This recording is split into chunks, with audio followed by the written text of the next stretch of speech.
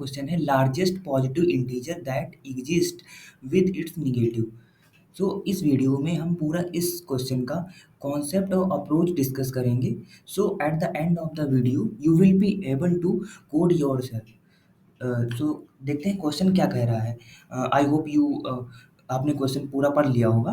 तो question basically क्या कह रहा है, तुम्हें एक एरे गिवन है नम्स और हमें बताना क्या है कि हमें return largest positive integer return करना है जिसके करस्पॉन्डिंग उसका नेगेटिव में भी इंटीजर प्रेजेंट होना चाहिए उस एरे में। तो बेसिकली अगर एग्जांपल लेते हैं तो एग्जांपल लेट्स सपोज पहला example which is -1 and 2 and -3 and 3. So this array nums array is given to us and इस एरे में हम लोग देख रहे हैं कि जो सबसे लार्जेस्ट इंटीजर जो पॉसिबल है वो हमारा 3 है। मैक्सिमम लार्जेस्ट इंटीजर पॉसिबल 3, इसके करस्पॉन्डिंग हमारा -3 एरे में प्रेजेंट है। तो इसका मतलब अगर प्रेजेंट है तो हमें क्या रिटर्न करना है, तो आंसर जो हमें रिटर्न करना है वो इस 3 को रिटर्न करना, मतलब इस पॉजिटिव वैल्यू को रिटर्न करना है जो इसके करस्पॉन्डिंग अगर जो उसमें -3 होना चाहिए। अगर लेट सपोज यहाँ पे इस एरे में -3 नहीं होता, लेट सपोज यहाँ पे कुछ और होता, यहाँ पे 1 पड़ा होता, यहाँ पे 3, यहाँ 3 हो, -3 की जगह पे 1 होता। तो अगर अब देखा जाए एरे में सबसे लार्जेस्ट इंटीजर कौन सा है, 3, बट इसके करस्पॉन्डिंग इस एरे में -3 नहीं पड़ा हुआ है तो ये 3 हमारा आंसर नहीं होगा।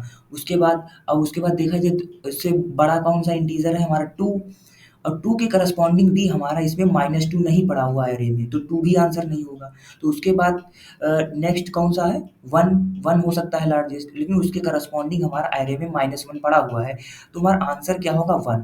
ऐसा भी केस हो सकता है जैसे यहाँ पे दिया हुआ है एग्जाम्पल, ये वाला -1 वाला, -10 8 6।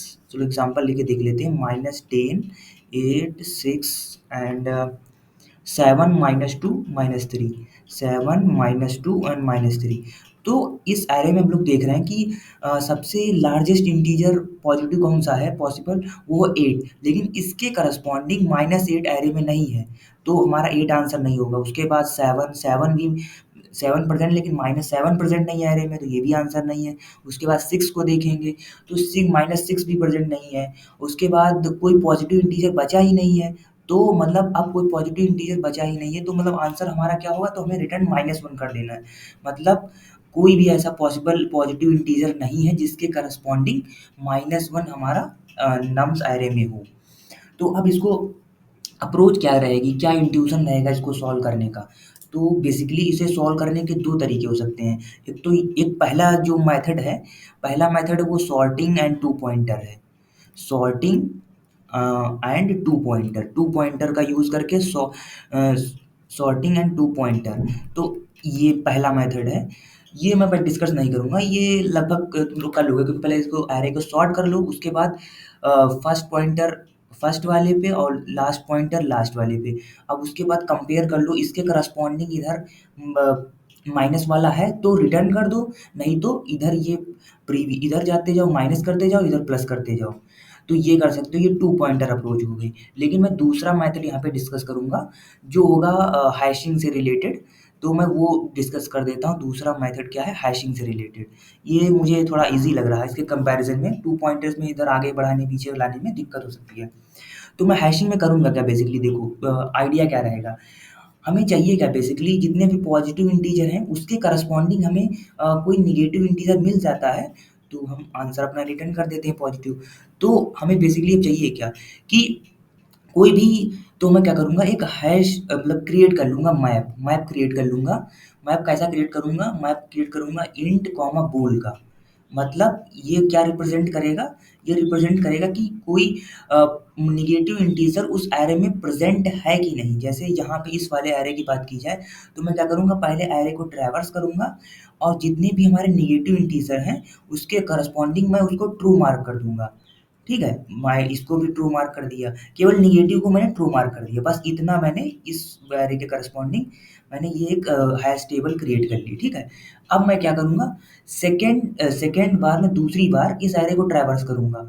अब मैं क्या ट्रैवर्स करूँगा, अब मैं केवल पॉजिटिव इंटीजर पे ट्रैवर्स करूँगा और मैं एक पहले से एक आंसर बना लूँगा जिसको मैं -1 से इनिशियलाइज़ कर दूँगा। अब मैं एरे पे ट्रैवर्स करूँगा और देखता जाऊँगा कि जो हमारा पॉजिटिव इंटीजर है जैसे 8 है, तो इसके करस्पॉन्डिंग मैप में हमारा -8 प्रेज़ेंट है कि नहीं, मतलब -8 का बूल 1 है कि नहीं, अगर 1 है तो इसको मैं आंसर को चेंज करके 8 कर दूँगा। जैसे यहाँ पे अगर -8 प्रेज़ेंट होता और उसके बाद फिर दोबारा सेकंड पॉजिटिव इंटीजर पे जाएँगे और उसके करस्पॉन्डिंग हम मैप में देखेंगे कि उसका करस्पॉन्डिंग -1 पड़ा है, तो मैं क्या करूँगा, इस एरे को अगर जो बड़ा होगा, अगर जो पॉजिटिव इंटीजर आंसर से हमारा बड़ा होगा तभी मैं आंसर को चेंज करूँगा, नहीं तो मैं नहीं चेंज करूँगा। So I think you get the intuition how we approach this question. So let us discuss one example. So you can clearly run. Let's discuss with the runnable example which is first -2 -1 to -3. Let's suppose ये example ले लेते हैं 2 -3 and 3, ये example ले लेते हैं, इसको dry run करके देखते हैं कि ये हमारा आता है कि नहीं आता है। तो मैं क्या करूँगा, मैंने क्या कहा कि मैं एक मैप क्रिएट करूँगा इंट कॉमा बूल का, ठीक है?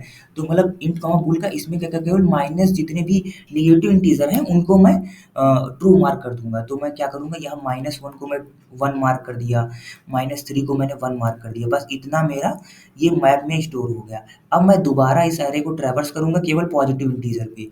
तो अब मैं देखूँगा यहाँ पे 2 के करस्पॉन्डिंग क्या मैप में हमारा कोई पड़ा हुआ है जिसकी वैल्यू 1 है? तो नहीं है, तो मतलब 2 तो आंसर नहीं हो सकता। मैं यहाँ पे एक आंसर को पहले ही -1 इनिशियलाइज़ कर दूँगा और उसके करस्पॉन्डिंग मैं अगले पॉजिटिव इंटीजर पे जाऊँगा व्हिच इज़ 3 और 3 के करस्पॉन्डिंग हमारा -3 पड़ा हुआ है एरे में। तो बस क्या करूँगा, मैं आंसर को अपडेट कर दूँगा, तो आंसर हमारा क्या हो जाएगा 3। तो इस तरह से हम अपना आंसर अचीव कर लिए व्हिच इज़ 3। सो अब हम लोग देखते हैं, मतलब बड़ा ईज़ी है। अब लोग हम कोड पर देखते हैं कि कैसे करेंगे, कैसे इम्प्लीमेंट करना है। अगर आप लोगों को इस पॉइंट पे अगर आपको कुछ इंट्यूशन आ गया, अपने आप कोड कर सकते हैं, तो पूरा कोशिश करें, उसके बाद ही देखें क्योंकि बड़े ईज़ी क्वेश्चन है। तो चलो कैसे करते हैं, इस मैंने क्या किया, पहले एक मैप बना दिया था, तो मैं एक मैप बनाऊँगा, अनऑर्डर्ड मैप बना लेता हूँ, ठीक है? अनऑर्डर्ड मैप बना लिया किसका, इंट कॉमा बोल का, ठीक है? ये हो गया एमपी। नेक्स्ट मैं क्या करूँगा, मैं जितने भी इसमें नेगेटिव हैं उस पे मैं ट्रैवर्स करूँगा। तो ट्रैवर्स करने के लिए मैं ये यूज़ कर देता हूँ R2 IT ऑफ नम्स।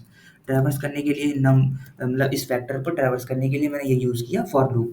अब मैं क्या करूँगा, इफ जो हमारा इंटीजर है IT अगर लेस देन 0 है तो मैं क्या करूँगा, उसे मैप में रख दूँगा, मतलब मैप ऑफ IT को मैं 1 कर दूँगा। मतलब मैप ऑफ IT 1 का मतलब मैप में मैंने उस वैल्यू को 1 से पुट कर दिया, ठीक है? तो इसका मतलब ये हुआ। अब मैंने मैप हमारा क्रिएट हो गया जितने भी नेगेटिव नंबर हैं, ठीक है? उसके बाद मैंने क्या किया था कि एक आंसर को इनिशियलाइज़ कर दिया था -1 से, तो आंसर इक्वल्स टू -1 कर दिया मैंने।